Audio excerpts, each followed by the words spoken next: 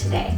I'm going to be showing you how to sew a V-neck t-shirt, and I've got my pieces cut out here, my neckband, and the first step to sewing this is going to be sewing my shoulder seams right sides together.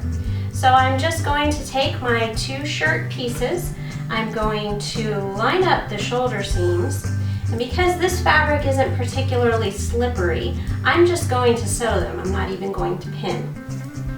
On my machine, I'm going to use a zigzag stitch because I want these shoulders to be able to stretch, and I'm going to use a medium stitch length for this. So I'm just going to line up my shoulder seam and sew on through.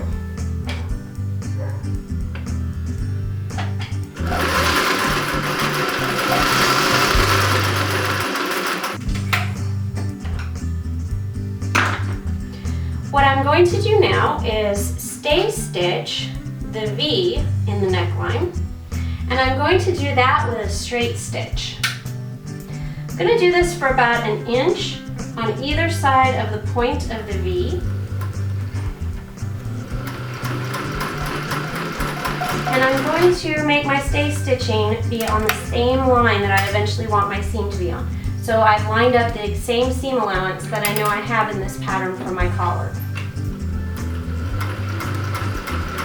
And I'm going to adjust my stitch length to the longest one my machine will do because I am going to pull these stitches out later. Once I have my V neckline sewn, it's going to be time to prepare my neckband. Now I like to overlap my V neckbands because that allows me to just cut it out as a straight strip. I usually cut them whatever the pattern says if you're using a pattern. But in general, if I'm making my own pattern, I am going to cut it to 2 1/4 inches wide and then fold it in half and press it. Use the iron to press it so that it'll stay. And then what I do is with the folded edge facing to the inside, I shape it like it's going to go into the shirt and overlap the two bottom edges. Place a pin there. And I stay stitch the bottom of the neckband as well, the raw edges of it, to keep it overlapped and like a V.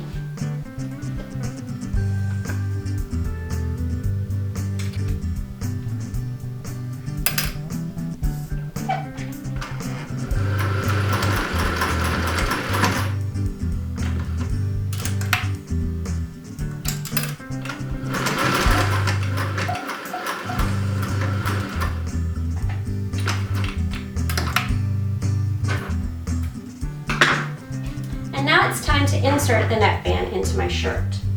First, before I do that though, I am going to clip my neckline in the middle of the V right down to the stay stitching, as close as I can get. What this does is it helps me open up the seam allowances so that when I install the neckband that I can get a nice clean point at the bottom of the V. So I'm going to take the stay stitching on my neckband and I'm going to pin that to the point of the stay stitching on my t-shirt, but I'm not going to go up and down with the pin. I'm just going to go straight through just to line these up for me. And I have my shirt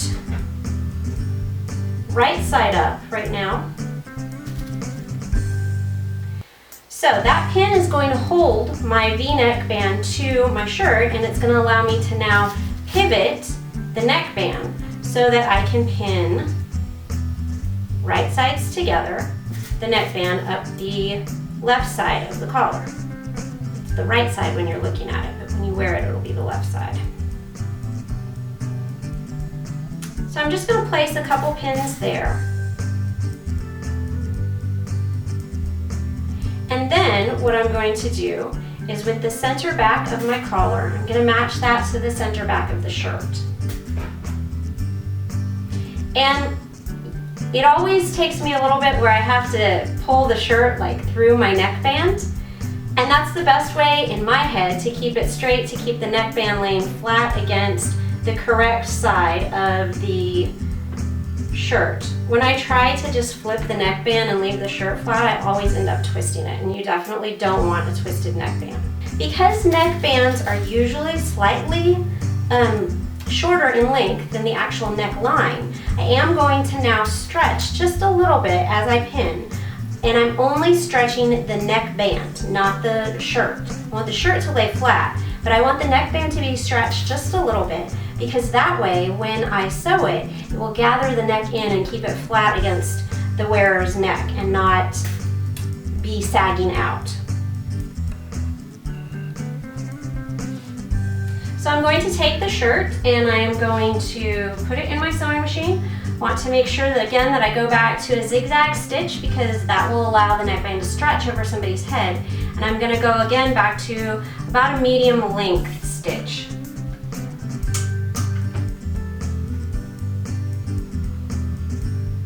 And lining my needle up with my stay stitching line that I can see on my neckband, I'm just going to start stitching around.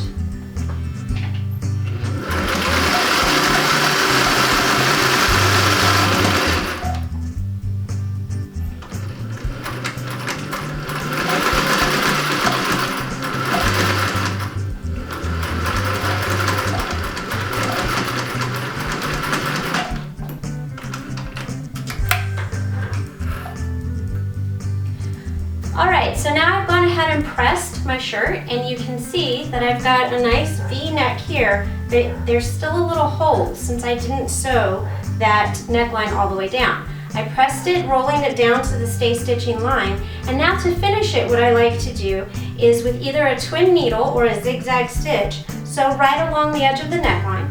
This also keeps the seam allowances from flipping out on the neckline.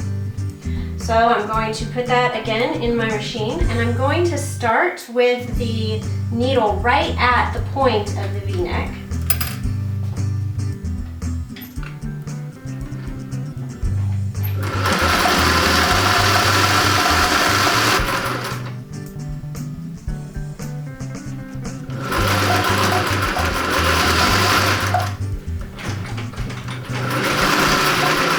Once you get back to the center front of the neckband, you want to stop without overlapping your stitches, and you want to leave yourself a little bit of a tail. I am going to pull out my stay stitching line.